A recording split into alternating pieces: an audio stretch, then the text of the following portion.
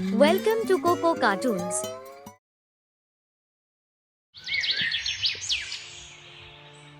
बहुत समय पहले मीनापुर छोटे से गांव में ममता नाम की बहुत ही गरीब औरत अपने बेटे लोकेश के साथ एक छोटे से घर में रहती थी।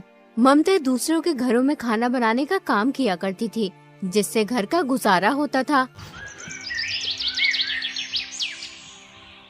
एक दिन ममता लोकेश से कहती है, लोकेश बेटा, जा भानु भैया की दुकान से घर का राशन ले आ। अगर वो पैसे मांगे तो कह देना कि पैसे अगले महीने दे देंगे।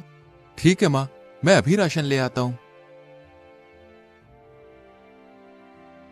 लोकेश भानु की दुकान पर राशन लेने पहुँच जाता है। वो भानु से कहता है, भानु भैया, माँ ने राशन मंगाया है। उन्होंने कहा है कि पैसे अगले महीने दे देंगे। तुमने मुझे क्या समझ रखा है, जो मुंह उठाए उधार लेने चले आते हो यहाँ। अरे उधार की वजह से मेरी दुकान बंद होने की कगार पे है। अभी तुमने पहले के पैसे दिए नहीं है और उधार लेने चले आए। देखो भाई, मैं उधार का कोई सामान नहीं दे सकता। भानु दुकानदार की ये बात सुनकर लोकेश अपने घर की ओर चल पड़ता है और वो सोचने लगता है, मैं कितना अभागा हूँ जो 2 वक्त के खाने के लिए पैसे नहीं जुटा सकता। माँ किस तरह दूसरों के घरों में काम करती है। अब मुझसे उनका दुख देखा नहीं जाता। बेचारी कब तक दूसरों का काम करती रहेंगी। मुझे कोई काम जरूर करना होगा। शायद अब वक्त आ गया है कि मुझे अपनी जिम्मेदारी संभालनी होगी, ताकि मैं अपनी माँ को इस स्थिति से निकाल सकूं और उनकी जिंदगी में थोड़ी खुशियां ला सकूं। लोकेश ये सोच ही रहा था, तभी उसकी नजर एक ऋषिवर पर पड़ी। ऋषिवर ने लोकेश को अपने पास बुलाया और बोले, क्यों उदास हो प्यारे बेटे? तुम्हें देखकर ऐसा लगता है जैसे तुम किसी बड़ी समस्या से जूझ रहे हो। ऋषिवर, मैं एक गरीब लड़का हूँ। मेरे पास कुछ नहीं है, सिर्फ एक सपना है कि एक दिन मैं अपनी माँ की मदद कर सकूं। वो दूसरों के घरों में जाकर काम करती है, फिर भी उन्हें इतने पैसे नहीं मिलते जिससे पूरे महीने का गुजारा हो जाए। मुझे तो समझ में नहीं आ रहा कि मैं क्या करूं। मेरी जिंदगी में आगे क्या होगा। तुम्हारे मन में जो सपना है वो एक दिन जरूर पूरा होगा बेटा। तुम बड़े तकदीर वाले हो। तुम्हारा भाग्य बहुत उज्जवल है। बहुत ही जल्दी ऐसा वक्त आएगा जब हर किसी की जुबान पर सिर्फ तुम्हारा नाम होगा। लेकिन मैं तो केवल एक साधारण सा लड़का हूँ। मेरे पास तो साधन भी नहीं है और ना ही मैं कोई राजा हूँ। फिर हर किसी की जुबान पर मेरा नाम क्यों होगा स्वामी? मैं समझ नहीं पा रहा हूँ कि आप क्या कहना चाहते हैं। इस संसार में हर एक व्यक्ति की कहानी अनोखी होती है और तुम्हारी कहानी अभी शुरू हुई है। इतना कहकर ऋषिवर वहाँ से चले जाते हैं। लोकेश को उनकी कोई भी बात समझ नहीं आती है और फिर लोकेश भी अपने घर चला जाता है। बेटा, तू खाली हाथ क्यों चला आया? मैंने तो तुझे घर का राशन लेने भेजा था। माँ, भानु भैया ने उधार राशन देने के लिए मना कर दिया है। वो कह रहे थे कि मैं तुम्हें और उधारी नहीं दे सकता। तुम्हारे ऊपर पहले के ही बहुत पैसे हैं। कोई बात नहीं बेटा, मैं आज मालकिन से पैसे लेकर आऊंगी। तू भानु का हिसाब कराना। जा तू खाना खा ले।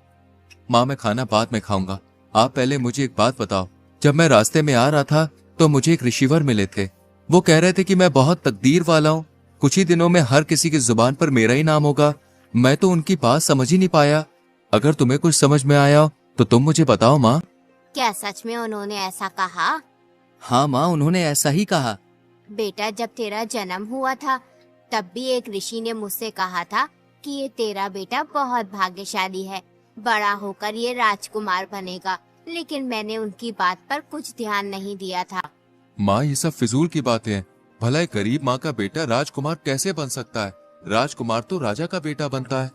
तुम सही कहते हो लोकेश, लेकिन कभी कभी ये भविष्यवाणी सच भी हो जाती है। मैंने खुद अपनी आंखों से भविष्यवाणियों को सच होते हुए देखा है। हमारे गांव में सुनीता नाम की एक औरत ने एक बेटी और बेटे को जन्म दिया था। उन बच्चों की खुशी में उस औरत के पति महेंद्र ने आसपास के सभी गाँव में दावत की थी। वो औरत भविष्यवाणी में बहुत विश्वास करती थी, इसलिए उसने अपने बच्चों का भविष्य पूछने के लिए एक ऋषि को बुलाया। उस ऋषि ने उससे कहा, मैं तुम्हें इन बच्चों का भविष्य नहीं बता सकता और तुम्हारे लिए भी यही बेहतर होगा कि तुम कभी भी इन बच्चों का भविष्य जानने की कोशिश मत करना, वरना तुम्हारा ये खुशहाल जीवन पल भर में दुख में बदल जाएगा। लेकिन ऋषिवर, ऐसा क्या है इन बच्चों के भविष्य में जो आप हमें बताना नहीं चाहते? हमने तो ऐसा कोई पाप नहीं किया है जिसकी सजा इन बच्चों को मिले। कितनी दुआओं के बाद ईश्वर ने हमें ये 2 जुड़वा बच्चे दिए हैं। कृपया करके आप मुझे बताएं इन बच्चों के भविष्य में क्या लिखा है? ठीक है, अगर तुम अपने बच्चों का भविष्य जानना चाहती हो तो सुनो। तुम्हारा ये बेटा बड़ा होकर अपनी जुड़वा बहन से शादी करेगा। ऋषि की ये बात सुनकर सुनीता के होश उड़ गए।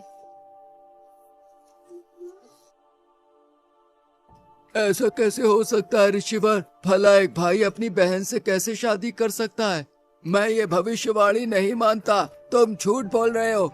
मैं आपकी बातों पर विश्वास नहीं कर सकता। अगर बेटा तुम्हें मेरी बातों पर विश्वास नहीं तो कोई बात नहीं, जब समय आएगा तो तुम सब खुद देख लोगे। इतना कहकर ऋषिवर वहाँ से चले जाते हैं।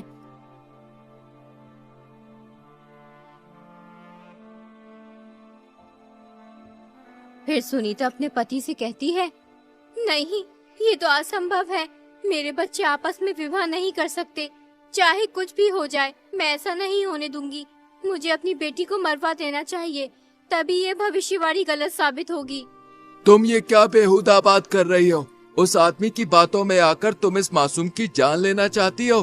कितने वर्षों बाद ईश्वर ने हमें औलाद का सुख दिया और तुम कह रही हो कि हम इस मासूम बच्ची को मरवा दें?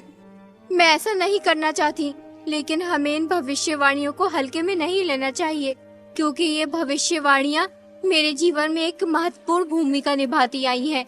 कई बार ऐसा हुआ है जब मैंने इनकी अनदेखी की है तो मुझे इसका नुकसान उठाना पड़ा। हमें इन भविष्यवाणियों को गंभीरता से लेना चाहिए, क्योंकि ये सिर्फ शब्द नहीं है बल्कि हमारे भविष्य के संकेत हैं। इसलिए इस भविष्यवाणी को नजरअंदाज करना हमारे लिए सही नहीं होगा। देखो सुनीता, हमें समझदारी से सोच समझकर ही कोई कदम उठाना चाहिए। बताओ, अब हमें क्या करना होगा? तुम इस बच्चे को कहीं दूर ले जाकर मार दो। हमें ना चाहते हुए भी ऐसा करना ही होगा। इसी में हमारी भलाई है। अगर भविष्यवाणी सच हो गई तो अनर्थ हो जाएगा। ठीक है, जो आज तक किसी ने नहीं किया वो मैं करूँगा। अपने ही हाथों से अपनी बच्ची की जान लूंगा। तुम इस बच्ची को किसी कपड़े में लपेट दो जिससे मुझ पर किसी को शक ना हो।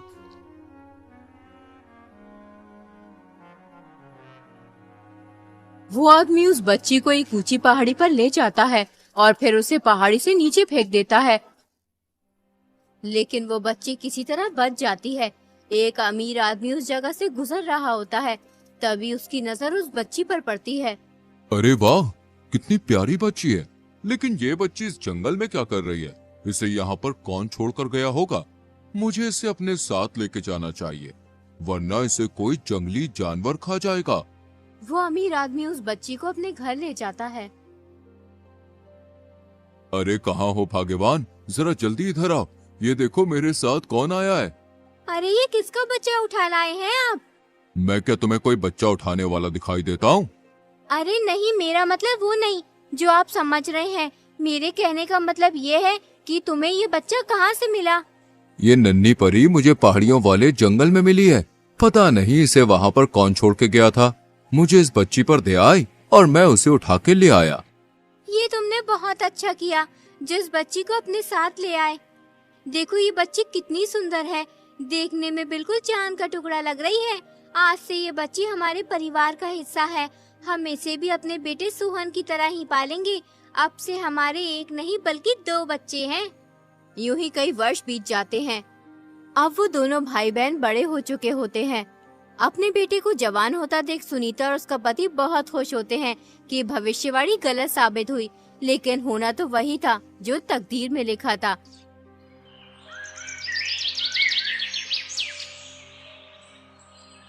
एक दिन सुनीता का लड़का किसी काम से बाहर कहीं दूर जा रहा होता है। तभी रास्ते में उसकी नजर अमीर आदमी की बेटी पर पड़ती है। उसे देखकर वो सब कुछ भूल जाता है। वो अपने माँ बाप को बगैर कुछ लड़की से शादी कर लेता है और उस लड़के घर ले आता है। माँ, मैंने इस लड़की से शादी कर ली है। ये सेठ हमीर चंद की बेटी है। बेटा, तुझे शादी करने की इतनी भी जल्दी क्या थी? एक बार हमसे पूछ तो लेता। आखिर हम तेरे माता पिता हैं। हमने तुझे पाल पोस कर इतना बड़ा किया है, इसलिए हमारा भी हक बनता है कि तेरे सुख दुख में साथ रहें। अरे भाग्यवान, तुम भी ये क्या बात लेकर बैठ गई हो? अरे हमें तो खुश होना चाहिए। हमारे बेटे की खुशी में ही तो हमारी खुशी है। बेटी, तुम बहुत दूर से चल के आई हो, जाओ थोड़ा आराम कर लो। बेटी, तुम कितने भाई बहन हो? सासू जी, हम 2 भाई बहन हैं, लेकिन मैं सेठ अमीर चंद की सगी बेटी नहीं हूँ। मैं तो उन्हें पहाड़ी के पास मिली थी, लेकिन उन्होंने मुझे कभी माँ पापा की कमी महसूस नहीं होने दी। अपने बेटे की बहू के मुंह से ये बात सुनकर सुनीता सब समझ जाती है कि ये लड़की हमारी बेटी है। वो इस बात को अपने पति महेंद्र को भी बताती है कि भविष्यवाणी सच साबित हुई। ये बात किसी तरह सुनीता के बेटे को भी पता चल जाती है कि जिस लड़की से उसने शादी की है वो उसकी सगी बहन है, इसलिए वो अपनी जान ले लेता है और फिर वो लड़की भी मर जाती है। पूरा विश्वास हो गया कि भविष्यवाणियां सच होती हैं। हमें इन्हें हल्के में नहीं लेना चाहिए। हाँ बेटा, मैं तुझे यही समझा रही थी कि इन भविष्यवाणियों को झूठ समझने की कोशिश मत करना। इसका मतलब वो ऋषिवर सच कह रहे थे कि मेरे मन में जो सपना है वो एक दिन जरूर पूरा होगा और बहुत जल्दी मेरा भाग्य उज्जवल होगा। उसके बाद हर किसी की जुबान पर सिर्फ मेरा नाम होगा। जिस राज्य में लोकेश रहता था उस राज्य का राजा सूरजमहल बहुत ही शांतिप्रिय और दयालु था। उसके शासन में सभी खुश रहते थे। प्रजा भी राजा को बेहद पसंद करती थी। हर कोई गर्व महसूस करता था कि वे ऐसे राज्य में रहते हैं जहां एक शांतिप्रिय और समझदार राजा शासन कर रहा है। राजा के राज्य की सूचित व्यवस्था के पीछे जिस आदमी का हाथ था वो थे उनके सबसे प्रिय सलाहकार रघुवीर सिंह। रघुवीर सिंह के रहते राजा को कभी कोई दिक्कत महसूस नहीं हुई, लेकिन अचानक एक दिन रघुवीर सिंह की मृत्यु हो गई। इससे राजा को बहुत दुख हुआ। अब उनके प्रमुख सलाहकार का पद खाली पड़ा था। वो चाहते थे कि पूरे राज्य में सबसे बुद्धिमान और जवान आदमी को ये पद मिले, इसलिए वो अपने मंत्री से कहते हैं, पूरे राज्य में घोषणा करवा दो कि जो भी व्यक्ति राजा की 3 पहेलियों का सही जवाब देगा उसे राजा 1000 सोने के सिक्के और अपना प्रमुख सलाहकार नियुक्त करेंगे। अगले ही दिन मंत्री ढिंडोरजी को घोषणा करवाने के लिए भेज देते हैं। सुनो ए लोगों, महाराज सूरजमल का ताजा फरमान जरा गौर से सुनो। महाराज के सबसे प्रिय सलाहकार रघुवीर सिंह की अचानक मृत्यु हो गई है, इसलिए अब उनका पद खाली है। जो भी व्यक्ति महाराज की 3 पहेलियों का सही जवाब देगा उसे महाराज 1000 सोने के सिक्के और अपना प्रमुख सलाहकार नियुक्त करेंगे। कौन जाने अब हमारे मुल्क का क्या होगा। क्यों बाबा, कोई आफत आ गई है सलाहकार की मृत्यु होने से? बेटा, आफत तो कुछ नहीं आई। रघुवीर सिंह बहुत ही अच्छा इंसान था। ईश्वर अच्छे इंसान को जल्द ही अपने पास बुला लेता है। बेचारा हमेशा प्रजा की भलाई चाहता था। मैंने कितने ही सलाहकारों को बदलते देखा है, मगर यकीन मानो रघुवीर सिंह जैसा कोई नहीं था। वो हमेशा गरीब मजलूम लोगों के हित में ही सोचता था। पता नहीं अब राजा का नया सलाहकार कौन बनेगा जो हम जैसे गरीबों के बारे में सोचेगा। अगले ही दिन राजमहल में बहुत से आदमी जाते हैं, लेकिन कोई भी राजा की पहेलियों का जवाब नहीं दे पाता है। यूं ही 3 दिन गुजर जाते हैं। एक दिन लोकेश अपनी माँ से कहता है, माँ, क्यों ना एक बार मैं महाराज के पास जाकर इन पहेलियों का जवाब दूं? बेटा, राजा हर बार पहेली बदल कर पूछता है। अभी तक कोई भी तीनों पहेलियों का सही जवाब नहीं दे पाया है। बहुत से अक्लमंद लोगों ने पहेलियों का जवाब देना चाहा, लेकिन हर कोई नाकाम रहा। तुम उन अमीर लोगों के बीच कैसे जा सकते हो? वहाँ बहुत ही तजुर्बेकार और होशियार लोग आए हुए हैं। माँ, बिल्कुल भी परेशान ना हो, मैं महाराज के पास जरूर जाऊंगा। सोचो, अगर मैंने पहेलियों के जवाब दे दिए तो 1000 सोने के सिक्के मिलेंगे। फिर तुम्हें किसी के घर जाकर काम करने की जरूरत नहीं होगी और मैं भी महाराज का सलाहकार बन जाऊंगा। ठीक है बेटा, तू इतना कह ही रहा है तो जा। मेरी दुआएं तेरे साथ हैं। ईश्वर तेरी हिफाजत करे।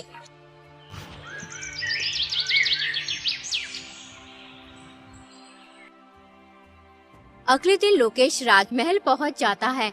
महाराज उससे पूछते हैं, तुम यहाँ किस लिए आए हो? महाराज, मैं यहाँ आपकी पहेलियों का जवाब देने आया हूँ। अभी तक कोई भी मेरी पहेलियों का जवाब दे नहीं पाया। तुम समझदार लगते हो, जवान भी हो, शायद तुम मेरी पहेलियों का जवाब दे सकते हो। जैसा कि तुम शर्त जानते ही हो, जो भी पहेलियों का सही जवाब देगा वो मेरा सलाहकार बनेगा और उसे इनाम में 1000 सोने के सिक्के दिए जाएंगे। ठीक है महाराज, मैं आपकी पहेलियों का जवाब देने के लिए तैयार हूँ। तो बताओ, तुम्हारे अनुसार सबसे बड़ा धन क्या है? महाराज, सबसे बड़ा धन संतोष है। जब मन शांत होता है तो इंसान सबसे अमीर होता है। बहुत खूब। अब दूसरे सवाल का जवाब दो। जीवन में सबसे बड़ा ज्ञान क्या है? महाराज, जीवन में सबसे बड़ा ज्ञान ये है कि खुद को जानना और समझना। जब हम अपने आप को पहचानते हैं तब हम दूसरों को भी समझ पाते हैं। सही उत्तर। अब तीसरा और आखिरी सवाल, सच्ची मित्रता का अर्थ क्या है? महाराज, सच्ची मित्रता वो है जब एक मित्र दूसरे की खुशियों में खुश और दुखों में दुखी होता है, बिना किसी स्वार्थ के। बहुत अच्छे, तुमने तीनों सवालों के सही जवाब दिए हैं।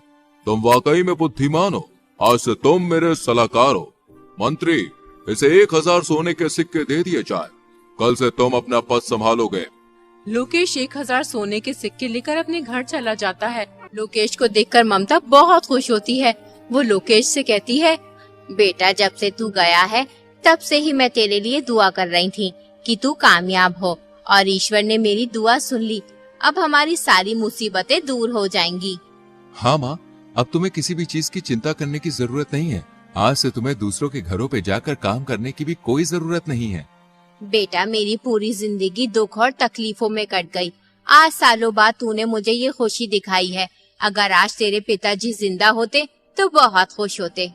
पूरे राज्य में ये बात फैल जाती है कि ममता का बेटा राजा का सलाहकार बन गया है। सब बहुत खुश होते हैं क्योंकि लोकेश बहुत ही समझदार और नेक लड़का था। एक दिन लोकेश महल से अपने घर जा रहा होता है। तभी रास्ते में दो भाई एक घोड़ी के बच्चे के ऊपर झगड़ते हुए दिखाई देते हैं। लोकेश उनके पास जाकर बोला, आखिर तुम दोनों लड़ क्यों रहे हो? जिस आदमी को तुम मेरे सामने खड़ा देख रहे हो, ये मेरा बड़ा भाई है। ये एक नंबर का झगड़ालू इंसान है। ईश्वर इसे गारत करे। हमारे पिताजी जो भी छोड़कर मरे थे, हमने उसे आपस में बांट लिया। मेरे हिस्से में एक घोड़ी आई थी, उस घोड़ी ने एक बच्चा दिया। ये बेईमान इंसान उस घोड़ी के बच्चे को अपना बता रहा है। जरा आप इसे समझाइए। जब बच्चा मेरी घोड़ी ने दिया तो वो घोड़ी का बच्चा मेरा हुआ या इस बकबक का? ये नामुराद झूठ बोल रहा है।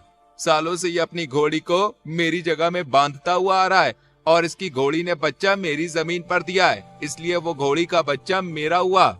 जो चीज जिसकी जमीन पर पैदा होती है वो उसी की हो जाती है। लोकेश समझ गया ये दोनों पागल हैं, इसलिए वो उनसे बोला, तुम्हारी समस्या तो बहुत गंभीर है। तुम्हें राजा के पास जाना चाहिए, वो ही तुम्हारा फैसला कर सकते हैं। तुम सही कह रहे हो, हमें राजा के पास जाना चाहिए, वरना ये झगड़ालू इंसान कुछ उल्टा सीधा न कर बैठे। अगले दिन दोनों भाई राजा के पास पहुंच जाते हैं और राजा को अपनी सारी बात बताते हैं। राजा लोकेश से कहते हैं, इस समस्या का हल तुम करो लोकेश। वो दोनों भाई लोकेश को पहचान लेते हैं, लेकिन राजा के सामने उनकी बोलने की हिम्मत नहीं होती, इसलिए वो चुपचाप खड़े रहते हैं। देखो, जगह से घोड़ी और बच्चे का कुछ भी लेना देना नहीं है। जिसकी घोड़ी है बच्चा भी उसी का है, लेकिन तुम्हें अपने बड़े भाई की जगह में घोड़ी बांधने का हर्जाना देना होगा। तुम्हें उसे एक सोने का सिक्का देना होगा। दोनों भाई लोकेश का फैसला सुनकर खुशी खुशी अपने घर चले जाते हैं।